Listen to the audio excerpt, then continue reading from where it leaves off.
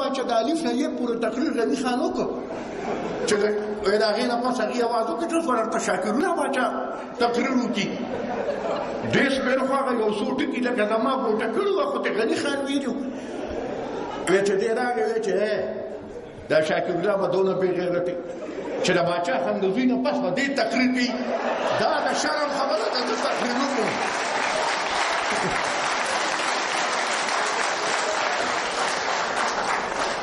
نو ما ته همدغه مسله ده چې کومې نقطې مې ځان له راغونډې کړې وې اول په ستاسو سیکرټري صاحب راغی او هر یو کس به یې زه څه نه ویم هر یو به یې زه څه نه ویم خبره به یې پوره کوله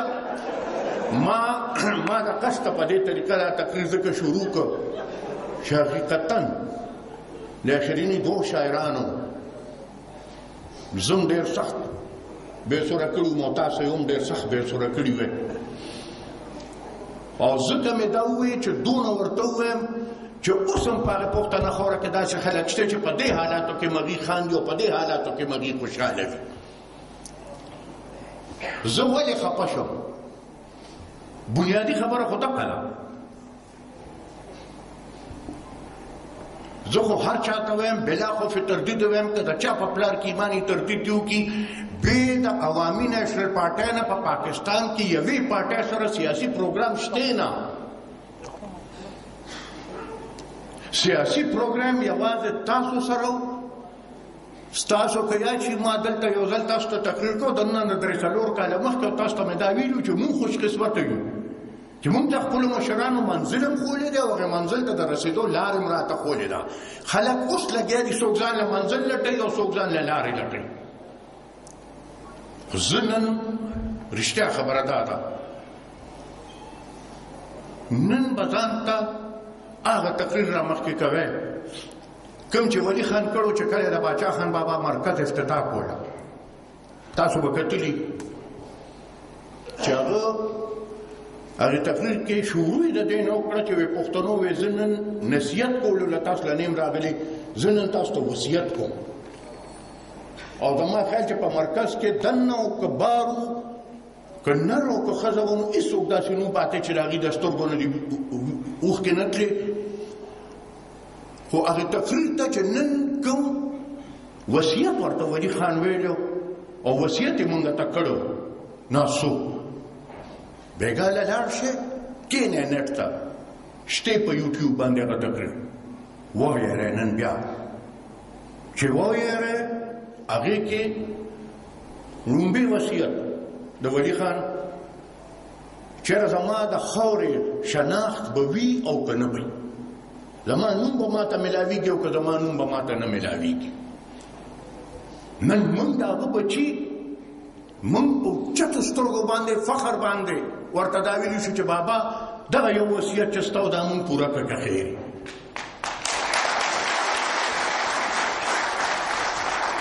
په دې اخره کې که ستاسو یاد شي دلته نه به هم ډېر ټلیفونونه راتله چې دا وایي مني او نه مني او مني او نه مني ما پسې مسلم لیګ یو وخت راغی وی مونږ خبره اتره کوو نو ما زه کېناستم وی چې سیاسي خبره کوو نو ما ورته وخندل مې چې زه خو نن سیاستدان نه یم زه خو نن دلته کاروبار والا سړی ناست یم بزنس کوم هغوی راته ښکلی بزنس کې مې نه څه مسپینه خبره درته کوم ستا یو شی پکار دی زما قیمت پکار دی ما له قیمت را ته چې څه کې هغه کوه خو ما له به زما قیمت راکې نو یې هغه څه قیمت دی نو مې هغه قیمت دی چې په ولي باغ کې ته راغلی او تا ولي خان سره یو واده کړې وه هغه واده نن هغه مړ دی خو هغه واده به ته پوره کې خیر خبره اخره دی له راځه چې یاره وي دا خیبر هم ورسره والی ما زه چې راووتم ما ته پرس والا وی چې یاره چې دا په عجیبه خبره وه دا خیبر پښتونخوا د کوم ځای نه راغی خو ساده پښتونخوا وه ما ورته یاره دا ظالمان خو یا بازار ته چې ځي شاپنګ نه یا دوبۍ ته ځي او یا لنډن ته ځي ما هلته چې اکثر دا سیلونه وینئ دوی چې بای ون ګیټ ون فری نو مونږ چې پښتونخوا غوښته دوی په فری کې راله ورسره خیبر هم راکړ نو زه یې ولې انکار وکړم چې خیبر دې ماله راکړئ او دویمه خبره ده چې که زما د صوبې هغه پخواني نوم راوالی شمال مغربي سرحدي صوبه چا به ورته دا وي ټولو به ورته صوبه سرحد وي ټیک ده دی ما له وګت کې نو زه ځان له لنډو زه ورته پښتونخوا وایم که د چا پیړو چې وي دلته د دې پیړو وي چې مې نه خوښ نو نه به وایم ورسره دا دویم ټکي یو دغه وصیت د ولي خان دویم هغه وصیت چې بیا وګوره نو مخکې هغه ناره چې کومه به مونږ او تاسو په شریکه واله چې خپله خاوره او خپل اختیار ونه منو د بل اختیار دې کې به بنیاد چونه بتاو چې آیا زما په وسایلو به زما خپل اختیار وي او کنه زما به خپل اختیار ني هر ځل چې به مونږ دې سټیج ته رالو دلته زما خیال زه په لومبي ځل په بهان مې که راغلو 91 یا 92 هغه راغلو د هغه وخت به مونږ تاسو ته وایي چې بس زما د بچي د خولې نوړی ده او په دې د بل چا حق نه نو دا به زما د بچي خولې ته ځي او هر تقریر کې چې دلته راغلي نو تاسو ته به دا خبره کړې ده ستاسو هم د ډېرو کسانو په اړه کې دا راغلي چې مړه خو د یو خبرې زده ده خو چې هر ځل راشي همدغه د نوړی خبره ده د نوړی خبره ده نن درله د مبارکي در کوم تفصیلات درته حیدر خان ووایي نن درله د مبارکي در کوم چې ستا د بچي د خولې نوړی ستا د بچي په خوله کې د چا پلار و ستا د بچي د خولې نه نشي ایستی هغه دویمه حصه د هغه د وصیت امون ومنل ګټو دریمه آخر تقریر کې الفاظ د ولي خان چې زما د اسمبلی د قراردادونو چې د کالاباغ په باره کې پیش شوي دي او منظور شوي دي د هغې به حیثیت وي او که هغې به حیثیت نه وي یو پنجابي وزیر په داسې وخت کې چې دا اتلسم ترمیم راغلم نه دی لا ستا د صوبې پښتونخوا نوم نو او یو پنجابي وزیر په لاهور کې پاسي او په لاهور کې هغه دا وایي چې چونکې د سند او د پښتونخوا خلک کالاباغ نه مني لهذا مونږ کالاباغ ختم کړ د دې نه لویه ګټه زما دپاره بله کمه هغه د ولي خان د وصیت هغه په اړه هم مونږ پوره کړه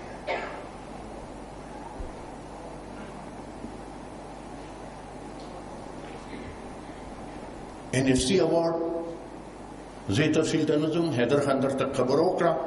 په NFC په award کې چې ستا کومک خبر لا بیا راځم چې ستا بچی کوم نوړی ولا د هغې نه هم درله زیاته راوړې ده کمه کړې نه ده یو شی اوس مونږ ته پاتې دی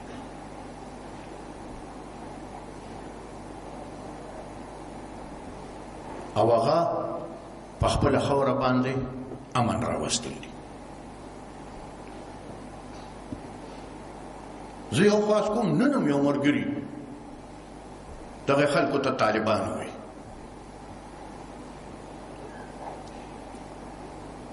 ټول پښتانه سره ناست یو ستا په کلي کې به طالب چاته وي خو هغه سړی به هغه هلک به طالب و چې دی به راغی او ستا په جومات کې به ناست و ده به قرآن زده کو دغه طالب و نن ماته وي ته هغې سړي ته طالب ووایه چې دوی ستا په جنازه کې دماکې کوي نن ماته وي ته هغې سړي ته طالب ووایه چې دوی ستا جومات ته لوځئ نن ماته وي ته هغې سړي ته طالب ووایه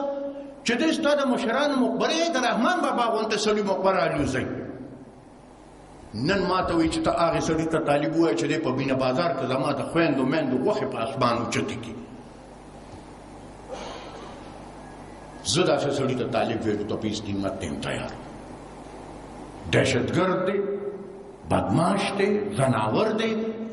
او دا مې زده کړي د خپلو مشرانو نه چې د بدماشانو مخکې به سر نه ټیټو اوچت به ځو غاړه په غاړه به ورځو همدقسې به پرې ورځو ساتنې والا هغه رب العالمین دی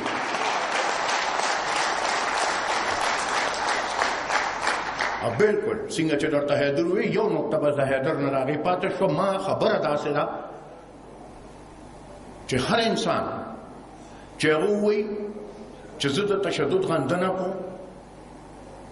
هر انسان چې هغه ووایي چې زه د حکومت وقت قانون منم هر هغه انسان چې دی وایي چې زه به په دهشتګردۍ کیسه نه علم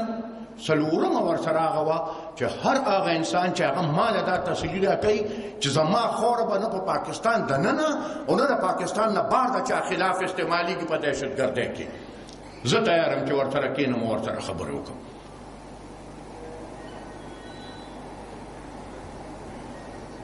مونږ دا منو او مونږ کړي دي. نن خلک به وي دي د امریکې په لاره باندې په ایمان وایه تاسو یې وایه چې سوات سره مونږ خبرې کولې د امریکا څونه پکار وه.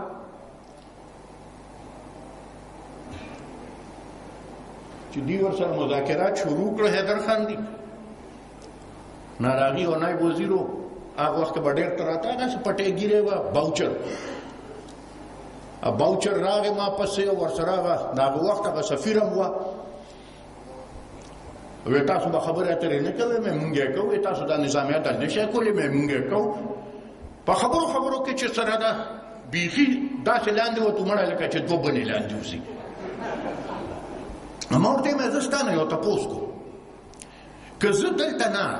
جست وخېږم او زه درشم او زه تا ته ووایم په واشنګټن کې چې ته به په نیویارک په دې طریقه حکومت کې او په دې طریقه به نه کې تا ته به زه بېوقوف ښکارم او که به نه ښکارم نو په خندا شو ما ته دا خو ډېر په یو عجیبه طریقه تا ما ته بېوقوف ویل مې چې نه ما تا ته بېوقوف نه دي ویلې ما خپل ځان یاد کړی خو ما ورته زما خاوره ده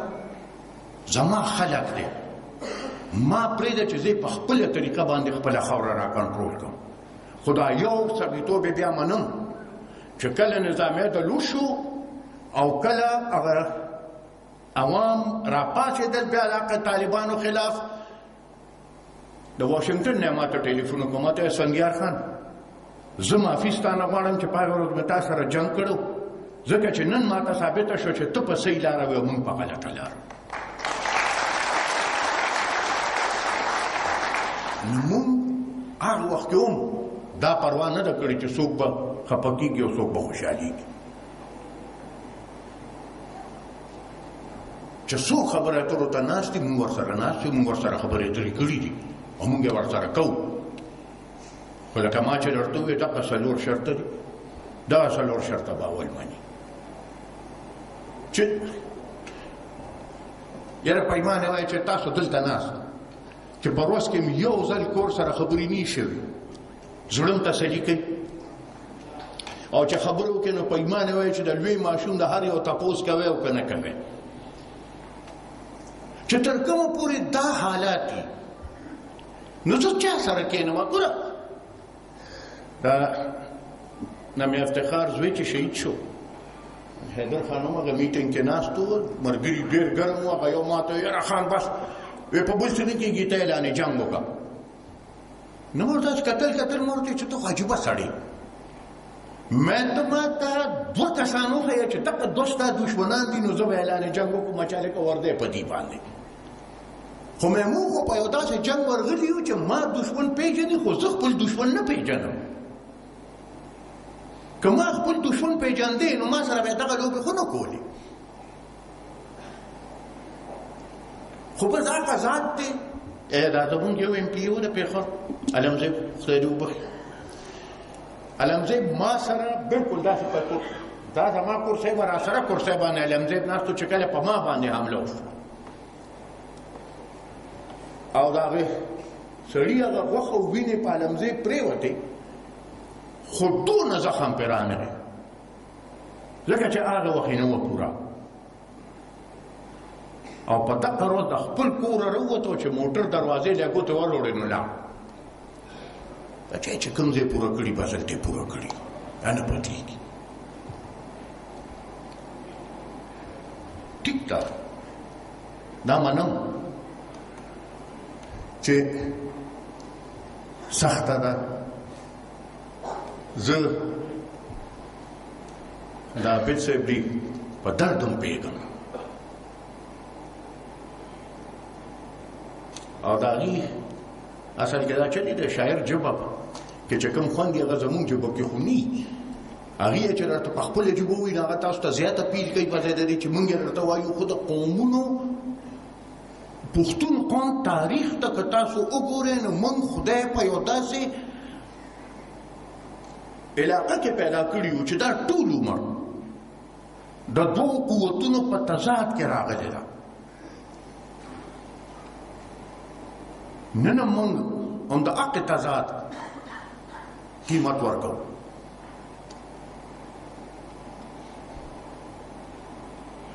دولت بیگ نه راواله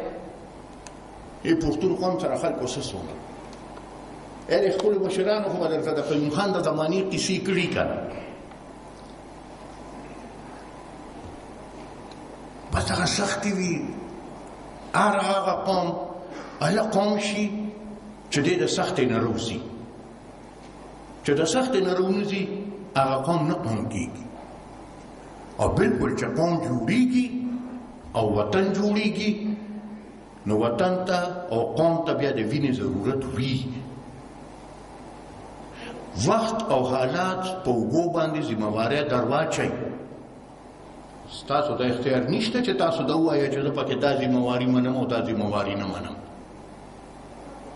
ستانه تپوس نه کوي وخت او حالات. او نو وخت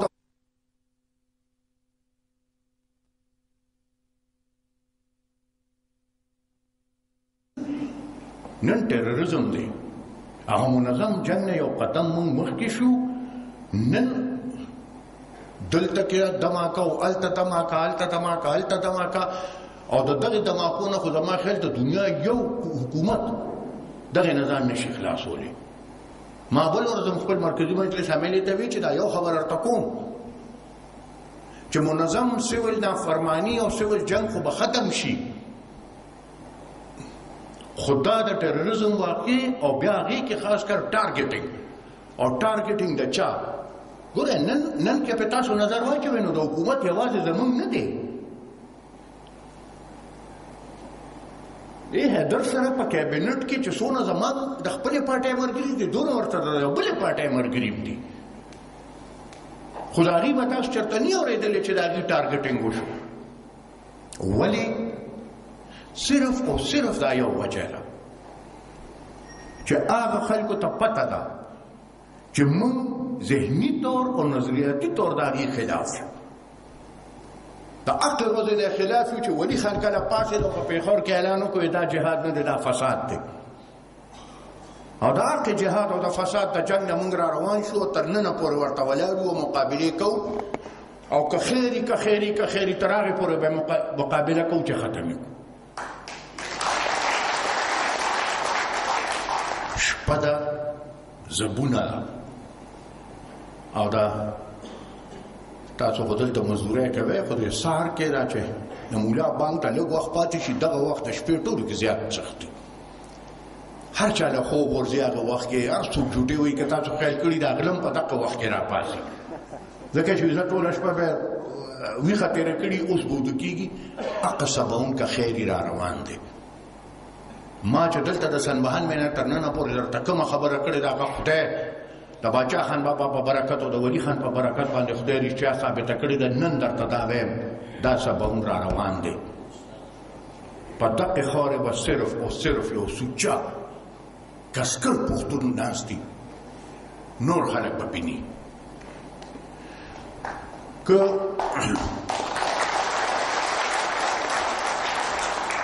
که د پښتون قوم د سختۍ او د تکلیف خبره کوم او دوی کې زه د کراچۍ خبره ونه کوم نو دا به هغه قیصه ټوله نیمګړې پاتې کېږي.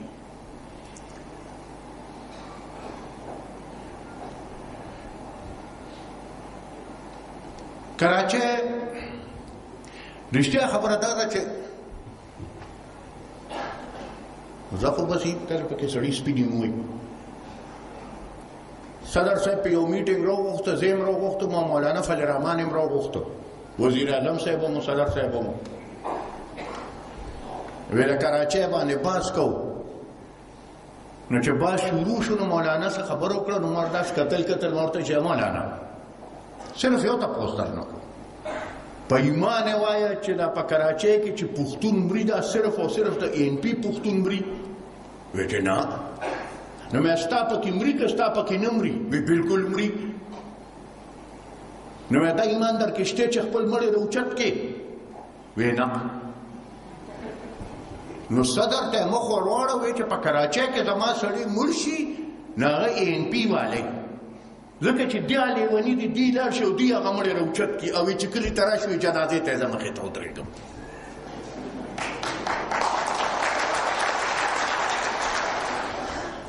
زما دغه سره کار نشته چې دا د ANP دی او که د ANP نه دی. چې پښتون مري په ما د هغه حق دی. زه به د هغه لاش راوچتوم، زه به د هغه د کفن غم کوم. په ما دا فرض دی چې زه خپل وطنه پورې راورسم. خو زه صرف دغه نورو خلکو ته یوه خبره کوم او دا مې ورته په مخ کړې ده. ما ورته چې په سن 47-48 کې تاسو ټول د هندوستان نه راغلی نو چې راغلی نو په سند کې هم سندیانو ته وی چې مونږ اوس دلته یو حقیقت یو په سند کې او تاسو مونږ تسلیم کې. زه نن ستاسو د مشرانو حقه خبره تاسو ته کوم. پښتون په سند کې یو حقیقت دی،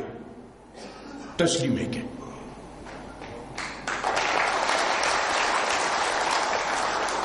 ته د پښتون حیثیت تسلیم کا کینه بیا کینو خبره در سره کوم. خو ما ورته چې یو خبره ته کوم چې دې وخت کې په کراچۍ کې جنګ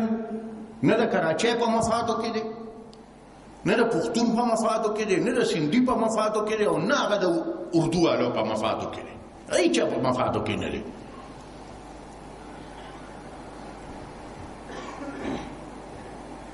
کینا خدای ګاونډیان کړو په کراچۍ کې. که ته ډېر سوالونه وکړې د دې ګاونډګیرۍ نه ته نشې خلاصېدی او که زه ډېر سوالونه وکړم زه ستا د ګاونډګیرۍ نه نشم خلاصېدی. خو زه به تا تسلیموم ته به ما تسلیموې. تاسو په یو شي نظر لږ واچوئ، کراچۍ کې دا غوبل هله زیات شو چې په لومړي ځل په کراچۍ کې ANP دوه د صوبې اسمبلۍ سیټونه وګټل او ځان له په اسمبلۍ کې یو حیثیت پیدا کړ. نو هغوی سره حقه غم شو.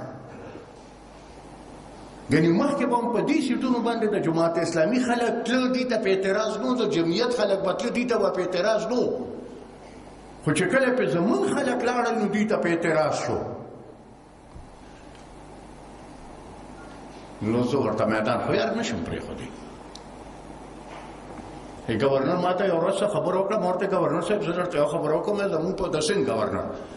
ما زه درته یو خبره وکړم چې زمونږ پښتو کې متل وي چې زما چې ستا شال ورسره سوځي زما د څادر د خدای بیړۍ چپه کړي. ما ورته زه درته یو خبره کوم، ته به زما مازده بنده کړي.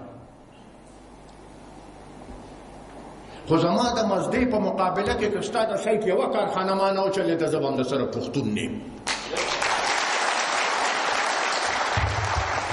یا بسم الله. ما ورته زما ستا جنګ په څه دی؟ د خدای ظالمه ستا د کور د ښځو څوکیداري پښتون کوي. په ایمان وایي چې د ښځو څوکۍ ته پښتون په ګېټ ولاړ یو که نی ولاړ. ما ورته چې په کوم ګاډي کې ته ځې هغه پښتون چلوي. کارخانه ستا ده، زه مزدور یم. نو زما تا سره په څه جنګ دی؟ او که دې بل شانې ورته وګورې نو ما ورته زما ستا نه حق ځکه زیات دی چې زه خو په دې ملک دننه د یو ښاره بل ښار ته ځم، ته خو د بل ملکه ما پسې راغلې دلته.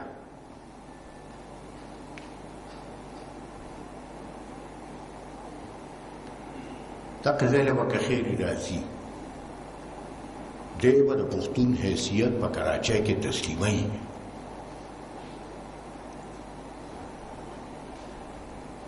هغوی رښتیا خبره دغه خلکو یاره دا خاریو والا لږ زیات تیزي. اوس دا راپورټ قاسم والا دا اوس مسله چې وه نو ټوله مسله راوچته کړې م ستاسو ملګرو وه، ټوله مسله حل هم ستاسو ملګرو کړه. پرېس ته ورته څه دی ډاکټر فاروق ستار صاحب لاړ پرېس ته ودرېد، وایي دا مونږ حل کړه، یاره مونږ به ستا حل کړه. زما ملګرو وه بل به چې ما ورته قلار کېناغي چې د چا مسله وه هغه خبر دي چې مسله ورله چا حل کړه. خو ما خپلو ملګرو ته هم یو خبره کړې ده چې ټوله دنیا په دې پیره چې که د مهاجر مقابله کولی شي په کراچۍ کې نو هغه صرف او صرف پښتون کولی شي او صرف او صرف ANP یې کولی شي.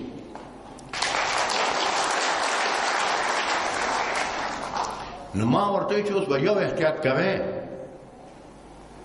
پر دې ټوپک به په خپله اوږه نه پرېږدئ. دا یو فیصله وي چې زما اوږه زما د ټوپک دپاره ده.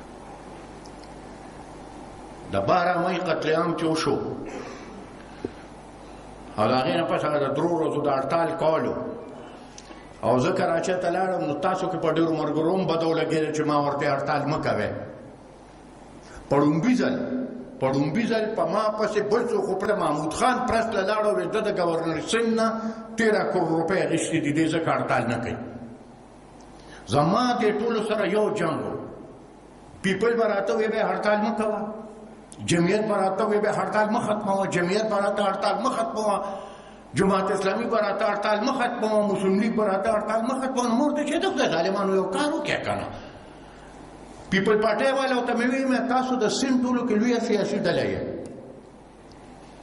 یو آل پارټیز کانفرنس راوغواړئ